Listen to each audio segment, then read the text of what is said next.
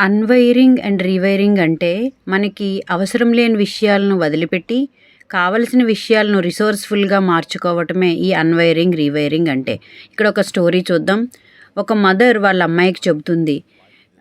ఏంటంటే గార్డెన్‌లో వీడ్స్ అనేవి మన నెగెటివ్ థాట్స్‌కి తోను తర్వాత మన ఫ్లవర్స్ అనేవి పాజిటివ్ థాట్స్‌తో ఫిల్ చేస్తే, మనకు ఏవైతే అవసరం మనకి ఫ్లవర్స్ అవసరం కాబట్టి, మనం ఫ్లవర్స్‌కి పర్టిక్యులర్‌గా వాటర్ పోయాలి, సన్ రేస్‌లో పెట్టాలి, కొన్ని పర్టిక్యులర్ కండిషన్స్‌ని ఇవ్వాలి.